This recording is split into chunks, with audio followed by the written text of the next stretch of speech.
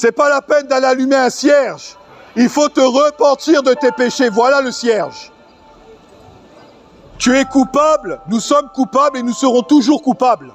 Et c'est une grâce qui a été donnée pour qu'on soit sauvé de l'enfer.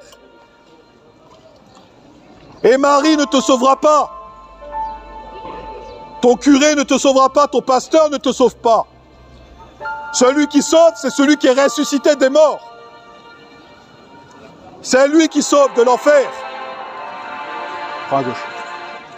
Repentez-vous, Dijon. On vous a mis une idole dans le cœur, on vous l'a implantée, on vous l'a injectée par intraveineuse. Eh bien, Jésus veut t'arracher cette idole. C'est Jésus qui est mort à la croix, c'est pas la Vierge Marie, mon ami. Et elle n'est plus vierge, elle a eu des enfants. La Bible dit qu'elle a eu des filles et des fils. C'est la vérité, c'est écrit noir sur blanc. Même mon fils de 9 ans comprend. Et des adultes de 50 ans comprennent rien. C'est dingue ça, les humains.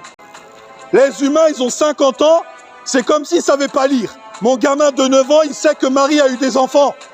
Mais on se moque de qui? Voyez un peu? La vérité sort de la bouche des enfants, dit Jésus. Et c'est la vérité. Jésus a dit, il y aura des guerres et des bruits de guerre.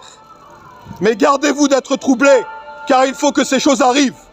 Mais ce ne sera pas encore la fin. Jésus a dit encore, une nation s'élèvera contre une nation, et un royaume contre un royaume. Il y aura des tremblements de terre, il y aura des pestes terribles. Tout cela sera le commencement des douleurs. On a été avertis déjà depuis 2000 ans, mais l'homme ferme les yeux. Il pense que ça va se régler avec le gouvernement. Non, mon ami, c'est l'antéchrist qui arrive dans le gouvernement. C'est le diable en personne qui va gouverner la terre. Et bien sûr, les gens sont tous devant. Ils sont déjà dans l'idolâtrie. Ils sont déjà prêts à recevoir l'antéchrist. Continuez à vous vautrer dans le mal. Ben, le jugement de Dieu arrive sur la terre. Ça, il faut le savoir aussi. Et si tu es pris dans le péché, mon ami, pas de paradis. Non. Parce que les coups de flagellation qu'il a reçus, c'est nous qui devons subir la flagellation. Oui. Est-ce que tu comprends, être humain?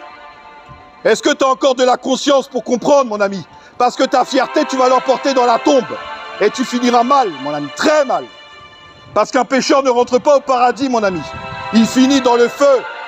Ah, mes amis. Et ça, on ne vous le dit pas. Non. Non, laissez-les vivre comme ils veulent. Laissez-les fumer la cigarette. 3 paquets de cigarettes par jour. Laissez-les boire à outrance. Laissez-les pratiquer la sodomie. Laissez-les pratiquer l'adultère. Laissez-les regarder les films porno. Allez-y, continuez. Et il a été en sacrifice pour nos péchés.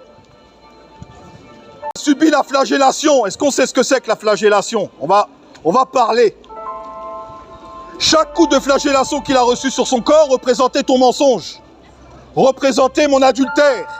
Représentait le péché que nous pratiquons. Chaque coup de flagellation qu'il a reçu, c'est à cause de nos péchés qu'il a été flagellé. C'est pas à cause de lui, c'est à cause de nous. Et il s'est livré en sacrifice pour le péché. Si, donc en fait, il faut aller se pendre tout de suite. Non, il faut venir à la croix. Il faut venir à la croix. C'est pour Voilà. ça que Jésus-Christ, il a porté le péché de l'humanité. C'est vos péchés, les miens qu'ils ont portés.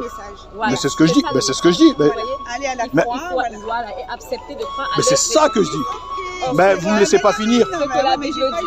Voilà. Ah oui, je sais, mais vous ne laissez pas finir l'histoire pour que vous puissiez comprendre. La Bible dit que Dieu était en Christ en réconciliant le monde avec lui-même.